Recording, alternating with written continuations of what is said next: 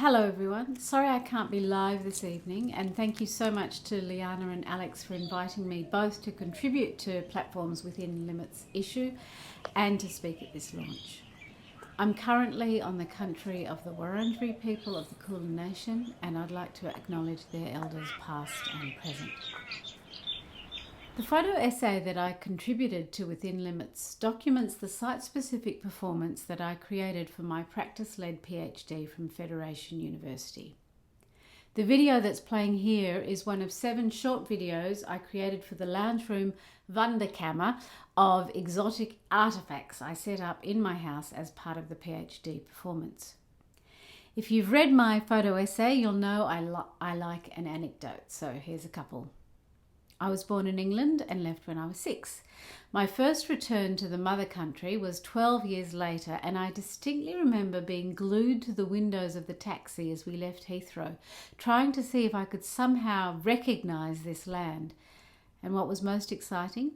A stile over a country fence.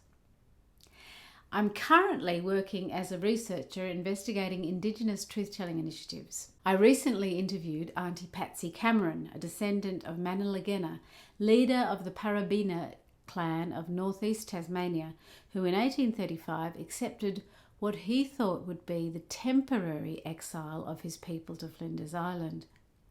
Auntie Patsy has instigated a festival to celebrate and commemorate Manalagenna's life, which has involved fencing off a parcel of land from where Manalagenna finally left his country, never to return.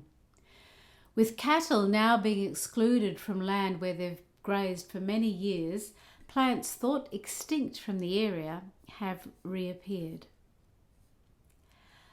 Like many Australians of my generation, I have become more and more aware of the very limited version of Australian history I was taught as a child, a version that radically underrepresented the story of Australians' First Nations.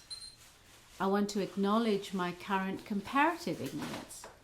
But in terms of this journal's theme of the value of working within limits, I've not used my knowledge of my inadequacy to remain silent.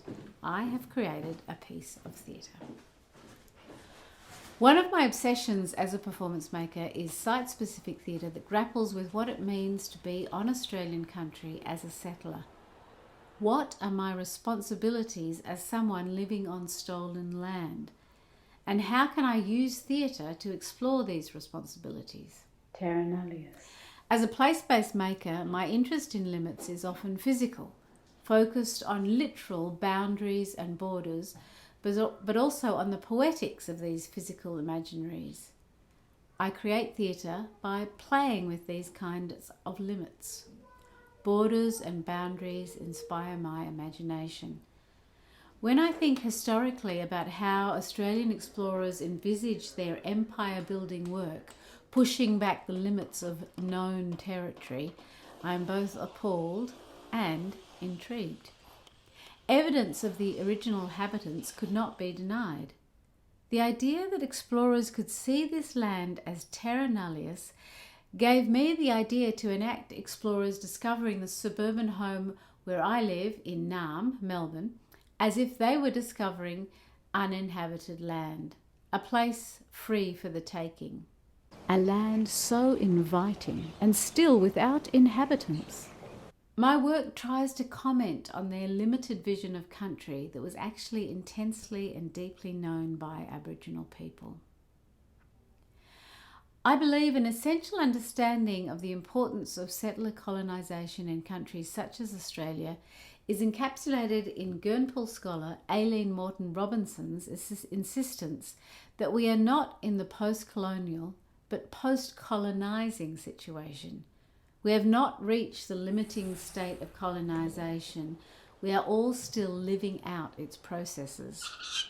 In this sense, too, a grappling with limits is an essential and hopefully productive endeavour. Thanks for listening.